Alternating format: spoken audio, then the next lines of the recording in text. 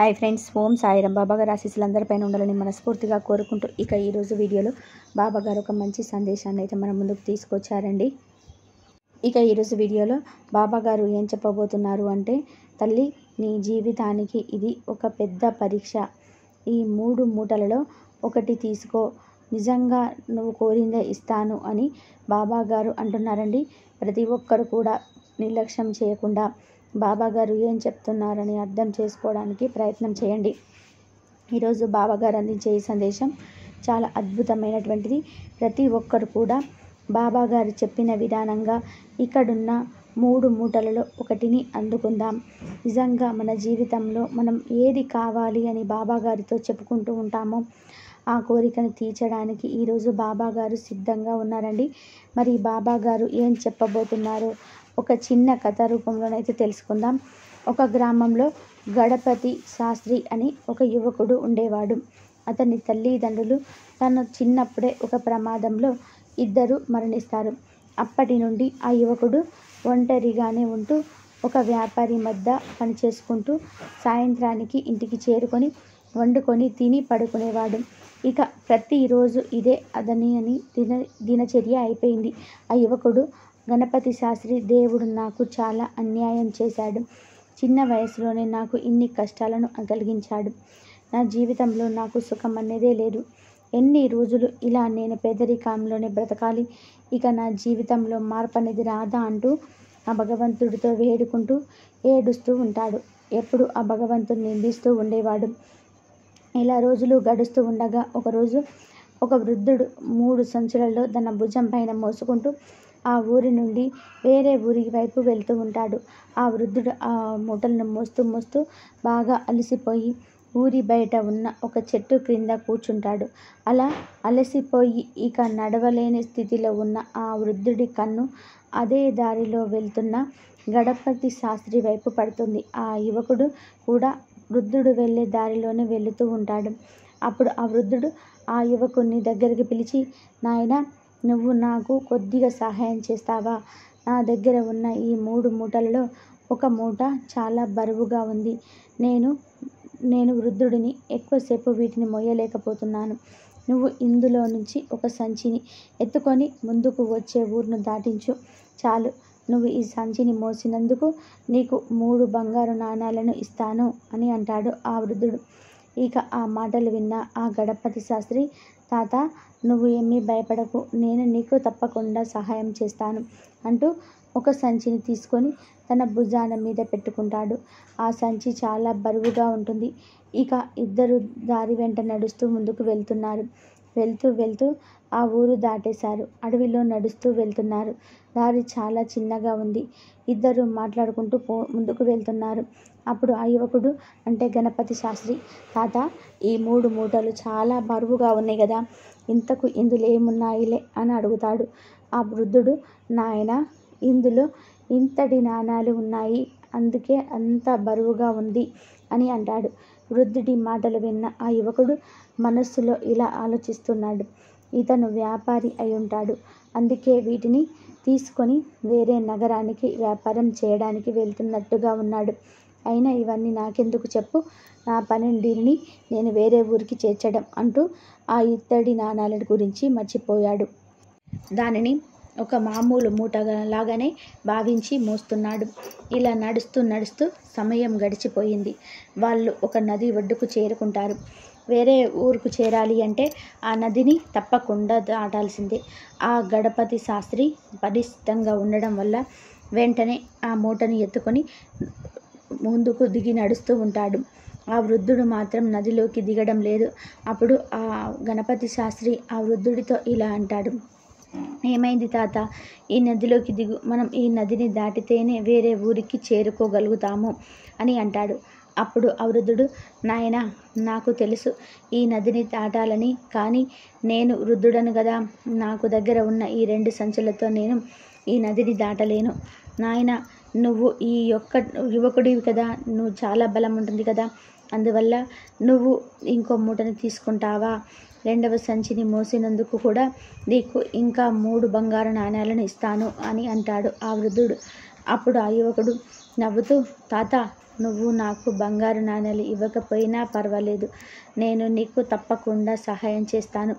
నేను మిమ్మల్ని తప్పకుండా మీ గమ్యానికి చేరుస్తాను అని అంటాడు గణపతి శాస్త్రి.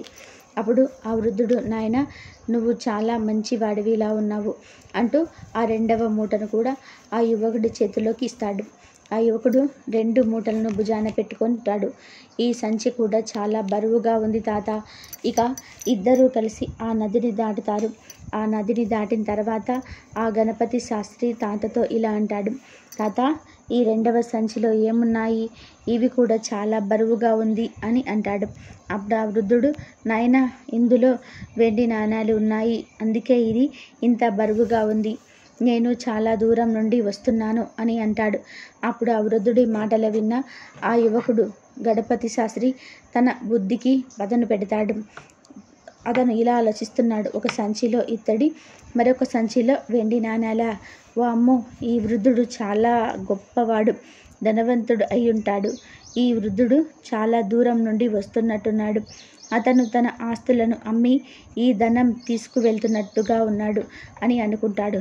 ఇక ఇద్దరూ ముందుకు నడుస్తూ వెళ్తున్నారు. కొద్ది దూరం వెళ్ళిన తర్వాత ఒక పెద్ద అడవి వస్తుంది. ఆ అడవిని చూడగానే అతడి మనసులో వివిధ రకాల ఆలోచనలు ఉత్పన్నమవుతాయి. తను ఇలా ఆలోచిస్తూ ఉంటాడు, నేను ఈ సంచులను తీసుకొని ఇక్కడి నుండి పారిపోతే ఈ వృద్ధుడు నన్ను వెంబడించి పట్టుకోలేడు. చుట్టుప్రక్కలలో కూడా ఎవ్వరూ లేరు, అంతా నిర్మానుష్యంగా ఉంది. ఈ వెండి నాణాలతో ఒక మంచి వ్యాపారాన్ని కూడా మొదలుపెట్టవచ్చు. ఈ వృద్ధుడు ఈ ధనాన్ని ఏం చేసుకుంటాడు? నాకైతే ఉపయోగపడుతుంది కదా అని అనుకుంటాడు గణపతి శాస్త్రి. ఆ కొద్దిసేపటికే తనపై తనకు ఆశ్చర్యం కలుగుతుంది. అయ్యో, నేను ఇలా ఎలా ఆలోచిస్తున్నాను? పాపం కదా, ఈ వృద్ధుడు ఎక్కడి నుండి వస్తున్నాడో ఏంటో, ఏం అవసరం ఉందో ఏంటో ఇంత ధనం తీసుకెళ్తున్నాడు. నేను అతడిని మోసం చేయకూడదు. అయినా నా తండ్రితో సమానమైన ఇంత గొప్ప మనిషిని కష్టపడి తన జీవితంలో ఇంత ధనాన్ని సంపాదించాడు. దానిని నేను ఒక్క రోజులో తీసుకువెళ్ళిపోతే అతడికి ఎంత బాధ కలుగుతుందో అనుకుంటూ తన మనసులో వచ్చిన చెడు ఆలోచనలను పక్కన పెట్టేస్తాడు.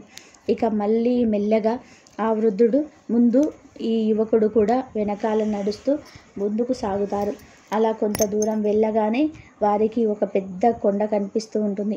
వారు ముందుకు వెళ్ళాలి అంటే ఆ కొండను దాటి వెళ్ళాలి. అప్పుడు ఆ వృద్ధుడు, నాయనా నేను ఈ కొండను ఎక్కలేను తండ్రి, నేను వృద్ధుడిని కదా, సాధారణ దారిలో నడవడమే నాకు కష్టంగా ఉంది. ఈ కొండను నేను ఎక్కలేనయ్యా, దయచేసి నువ్వు ఈ 3వ సంచిని కూడా తీసుకో. దానికి బదులుగా నీకు ఇంకా 3 బంగారు నాణాలను ఇస్తాను. కానీ ఈ 3వ సంచిలో మాత్రం చాలా జాగ్రత్తగా ఎత్తుకో, దానిని కింద పడవేయకు, అలాగే దానిని విప్పకు అని అంటాడు. అప్పుడు ఆ యువకుడు, తాత ఇంత జాగ్రత్తలు చెప్తున్నావు కదా, ఇంతకీ ఇందులో ఏమున్నాయి అని అడుగుతాడు. అప్పుడు ఆ వృద్ధుడు, నాయన ఇందులో చాలా విలువైన బంగారు నాణాలు ఉన్నాయి అని అంటాడు. అది విన్న గణపతి శాస్త్రి మనసులోనే చాలా ఆనందిస్తాడు. వెంటనే ఆ గణపతి శాస్త్రి 3వ సంచిని కూడా ఆ వృద్ధుడిని తీసుకుంటాడు. ఇక ఇద్దరు కొండను ఎక్కడం మొదలు పెడతారు. ఇక ఆ వృద్ధుడు ఏమీ బరువు మోయడం లేదు కాబట్టి హాయిగా కొండను ఎక్కేస్తున్నాడు. వెనకాల ఆ యువకుడు బరువులు మోస్తూ మెల్లగా కొండను ఎక్కుతున్నాడు. ఆ కొండను ఎప్పుడైతే బంగారంను ఎప్పుడు పట్టుకున్నాడో అతని ఆలోచన పూర్తిగా మారిపోయాయి.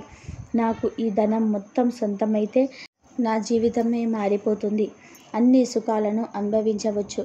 ఎలాగో ఇతను వృద్ధుడైపోయాడు, రేపో మాపో చనిపోతాడు, ఇతడికి ఇంత ధనం ఎందుకు? నేను మొత్తం ధనం సంచులను తీసుకొని ఇక్కడి నుండి పారిపోతాను. నేను ఎవరు ఎలాగో ఆ వృద్ధుడికి తెలియదు కాబట్టి ఆ యువకుడిని ఆలోచనలు తన మనసును పూర్తిగా మార్చేశాయి. చెడు ఆలోచనల వల్ల తన బుద్ధి పూర్తిగా మారిపోయింది. ఇప్పుడు అతని మనసు అతని ఆధీనంలో లేదు. ఆలోచనలు అతని మనస్సును పూర్తిగా ఆధీనపరుచుకున్నాయి. అతని ఆలోచనపైన అతడికి అధికారం లేదు. తాను చేస్తున్నదే సరైనది అని అతడికి అనిపించసాగింది. తాను చేస్తున్నది తప్పు కాదు అని తెలపడానికి అతని మనసు కూడా ఇలా ఆలోచిస్తుంది.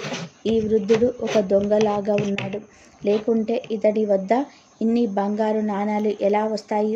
ఒకవేళ ఇతను వ్యాపారి అయితే ఇతను ఇలా ఎందుకు కష్టపడుతూ నడుచుకుంటూ ఎందుకు వెళ్తాడు? ధనం ఉంటే వెళ్ళడానికి ఏదో ఒక బండిని తీసుకెళ్తాడు కదా. ఇంత దొంగ కాబట్టి ఇలా ఎవరికి అనుమానం రాకుండా ధనాన్ని తీసుకెళ్తున్నాడు. నేను ఒక దొంగ దగ్గర దొంగతనం చేయడం తప్పేమీ కాదు అనుకుంటూ తన మనసును తాను చేస్తున్నది తప్పు కాదు అని చెప్పడానికి ప్రయత్నం అయితే చేస్తుంటాడు. ఎందుకంటే ఇప్పుడు అతని మనసు అతని ఆధీనంలో లేదు కాబట్టి. మొదటికి ఇప్పటికీ ఆ వృద్ధుడిపై ఉన్న ఆలోచన పూర్తిగా మారిపోయింది. ఇలా ఆలోచిస్తూ వేగంగా ఆ కొండని ఎక్కుతూ ఆ వృద్ధుడిని దాటి ముందుకు వెళ్ళిపోతాడు. అప్పుడు గణపతి శాస్త్రి, నేను కొండపైకి చేరుకోగానే ఈ 3 సంచులను తీసుకొని పారిపోతాను. ఇక ఈ ధనం మొత్తం నాకే సొంతమవుతుంది. నా పేదరికం దూరమై నేను చాలా సంతోషంగా జీవిస్తాను. నాకు ఆ దేవుడే ఈ ధనాన్ని ఇచ్చాడు అని భావిస్తాను. నేను అనుకున్న పని ఏదైనా సరే చేసేస్తాను. నా వద్ద చాలా ధనం ఉంటుంది కదా, నేను చాలా ధనవంతుని అయిపోతాను అని అనుకుంటాడు. చూస్తూ ఉండగానే ఆ కొండపైకి చేరుకుంటాడు. ఇక కొండ దిగువకు నడవవలసి ఉంది. ఇటు ప్రక్కన ఇంకా ఆ వృద్ధుడు కొండపైకి ఎక్కనేలేదు, కనిపించకుండా దూరంగా పారిపోయాడు. ఇప్పుడు అతనికి చాలా ఆనందంగా ఉంది. ఆ సంచులింత కూడా బరువు అనిపించటం లేదు. చాలా దూరం నడిచి మరుసటి రోజు తన ఇంటికి చేరుకుంటాడు. అతని ఆనందానికి హద్దులే లేవు. ఇక ఇంట్లోకి కొద్దిసేపు విశ్రాంతి తీసుకొని ఆతృతగా ఆ సంచులలో ఒక సంచిని విప్పి చూస్తాడు. అందులో ఉన్న వాటిని చూసి ఆశ్చర్యపోతాడు గణపతి శాస్త్రి. అతనికి మొదటి సంచిలో తుప్పు పట్టిన ఇనుపు నాణ్యాలు కనిపిస్తాయి. అది చూసి అతను నమ్మలేకపోతున్నాడు. ఇక రెండవ సంచిని కూడా విప్పి చూస్తాడు. అందులో కూడా తుప్పు పట్టిన ఇనుప నాణ్యాలు కనిపిస్తాయి. ఇదంతా చూసి అతను చాలా బాధపడతాడు. అసలు ఏం జరుగుతుంది?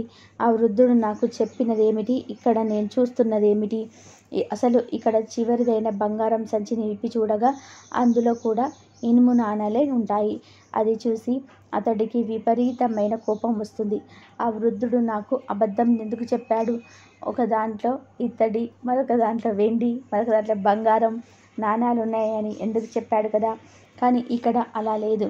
ఇలా ఆలోచిస్తూ ఉండగానే అతడి దృష్టి ఆ చివరి సంచిలో ఉన్న ఒక కాగితంపై పడుతుంది. ఆ యువకుడు అంటే గణపతి శాస్త్రి ఆ కాగితాన్ని తన చేతిలోకి తీసుకుంటాడు. అందులో ఏదో ఒకటి రాసి ఉంది. దాన్ని చదివి గట్టిగా అరుస్తూ గుండెలను బాదుకొని ఏడుస్తాడు. ఆ కాగితంలో ఇలా రాసి ఉంది: ఇదంతా ఒక నాటకం. ఒక నిజాయితీ గల వ్యక్తిని వెతకడానికి నేను చేసిన ప్రయత్నం. నేను ఒక రాజ్యానికి మహారాజును. నాకు ఏ సంతానము లేదు. నా వయస్సు కూడా పెరిగిపోయింది. అందుకే నేను ఈ ఉపాయమును ఆలోచించాను. నేను ఒక నిజాయితీ గల యువకుని వెతకాలని అనుకున్నాను. కానీ అతన్ని నా తర్వాత ఈ రాజ్యానికి మహారాజుగా చేయాలని మొత్తం రాజ్యాన్ని అతనికి అప్పగించేశాను అనుకున్నాను. నా రాజ్యాన్ని నడిపించాలి అంటే ఆ వ్యక్తిలో పూర్తిగా నిజాయితీ ఉండాలి. ఎలాంటి దుష్ట బుద్ధి ఉండకూడదు. అతడి మనస్సు ఎలాంటి దుష్టమైన ఆశ కూడా ఉండకూడదు. అలాంటి యువకుని నేను వెతుకుతున్నాను. నేను కాకుండా ఇంకా ఎవరైతే దీన్ని చదువుతారో దానికి అనర్హులు అని రాసి ఉంది. అప్పుడు ఆ యువకుడు అంటే గణపతి శాస్త్రి బాధతో ఇలా ఆలోచిస్తాడు: అయ్యో, నేను నా మనస్సు ఆధీనంలో ఉంచుకుంటే ఈరోజు నాకు దుష్టమైన ఆలోచన వచ్చేదే కాదు. నాకు కలిగిన ఆశ వలన నాకు ఈ దుష్టమైన ఆలోచన వచ్చింది. ఆ ఆలోచన నా మనసును మూర్ఖుడిగా మార్చేసింది. నన్ను దుష్టమైన పని చేసేలాగా ప్రేరేపించింది. అప్పుడు గణపతి శాస్త్రి ఇలా బాధపడతాడు: నా మనస్సు గనక ఆధీనంలో ఉంటే ఈరోజు నేను ఆ రాజ్యానికి ఒక గొప్ప మహారాజుగా పేరు పొందేవాడిని. ఎంత గొప్ప అదృష్టాన్ని నేను చేజార్చుకున్నాను అని కుమిలిపోతాడు. కాబట్టి బాబాగారు ఏం చెప్పబోతున్నారు అంటే, ఈ కథ ద్వారా మన నిజ జీవితంలో కూడా అంటే భగవంతుడు పెట్టే పరీక్షని మనం స్వీకరించి దాని నుండి గెలుపొందాలి. అప్పుడే మనం ఏం కోరుకుంటే అది దక్కుతుంది. మన మనసుకి ఆధీనంలో ఉంచుకున్నట్లయితే ఏది కావాలన్నా కూడా ఆ భగవంతుడు వెంటనే అది అందేలాగా చూస్తాడు. అందుకే మనసును ఎప్పుడు కూడా ఆధీనంలో ఉంచుకోవాలి. లేదంటే అది మనల్ని ఆధీనంలో ఉంచుకొని మనల్ని నాశనం చేస్తుంది. అంతా మన మనస్సుతోనే ఉంది. మనం ఏది ఆలోచిస్తున్నామో అలాగే జరుగుతాయి. మన శత్రువు కూడా మనల్ని ఎక్కువగా నష్టపరచలేడు, కానీ మన మనసు ఉంచే అనియంత్రిత ఆలోచన వలన మనల్ని పూర్తిగా నష్టపరిహారం చేసేలాగా చేస్తాయి. మన లోపల ఏదైతే ఆలోచన ఉంటుందో అదే శబ్ద రూపంలో బయటకి వస్తుంది. ఇది మాత్రం గుర్తుపెట్టుకోండి. ఈ మాటలే కర్మలుగా మారతాయి. మనం ఇప్పుడు తీసుకున్న నిర్ణయాలు తప్పనిసరిగా మన భవిష్యత్తును నిర్ణయిస్తాయి. మనం చేసుకున్న ఈ పనిని సరైనదా కాదా అని ఒక్కసారి మనసు పెట్టి ఆలోచించి చూడాలి. మనం చేస్తున్న ఈ పని మన భవిష్యత్తును ఎలా నిర్ణయిస్తుంది, దీని ప్రభావం భవిష్యత్తులో ఎలా ఉంటుందో ఒక్కసారి ఆలోచించుకోవాలి. మన బలహీనత ఒక చిన్న ఆలోచనతో మొదలవుతుంది. ఒక విత్తనంలాగా మన మనస్సులో ఉత్పన్నమవుతాయి. దానిని మనం విత్తనంగా ఉన్నప్పుడే దాన్ని తుంచి వేయాలి. లేదంటే ఆ చిన్న ఆలోచన విశాలమైన వృక్షంగా మారి మన బుద్ధి, మన ఆలోచన శక్తిని నశింపచేస్తుంది. ఈ కథలో కూడా అదే జరిగింది. ఆ గణపతి శాస్త్రి మనసు తన ఆధీనం కోల్పోయి మంచి చెడులను ఆలోచనలు చేసుకొని ఇవ్వకుండా అతడిని నిర్వీర్యం చేసింది. ఈ కారణంగానే అతడికి ఏం చేయాలో అర్థం కాలేదు. అతడికి అవసరం ఆశగా, ఆ ఆశ దుష్టమైన ఆలోచనగా మారి అతడి బుద్ధిని నష్టపరిచింది. అతడి మనసు ఆధీనంలో ఉంటే అతడికి ఈ తప్పుడు ఆలోచన వచ్చేదే కాదు. అప్పుడు అతను ఈ తప్పు చేసేవాడు కాదు. ఈ రోజున ఒక మహారాజుగా ఉండేవాడు. అందుకే మన మనస్సు అన్నిటికీ మూల కారణం అంటారు. మనస్సును అధీనంలో ఉంచుకున్నవాడు ఉన్నత స్థాయికి చేరుకుంటాడు. మనస్సుని అదుపులోని ఉంచుకోలేని వాడు పాతాళానికి పడిపోతాడు. అందుకే మన మనసులో ఒక తప్పుడు ఆలోచన వచ్చింది అంటే వెంటనే దానిని మన మనసులో నుంచి పూర్తిగా తొలగించేసుకోవాలి. లేదంటే అది మెల్లమెల్లగా విశాల వృక్షంగా మారి మనసులోని పెరిగి తప్పుడు త్రోవ వైపు నడిపిస్తుంది. కాబట్టి ప్రతి ఒక్కరూ ఈరోజు బాబాగారు అందించిన ఇంత గొప్ప సందేశాన్ని పూర్తిగా అర్థం చేసుకొని 10 మందికి ఈ వీడియోను అందేలాగా షేర్ చేయండి, లైక్ చేయండి.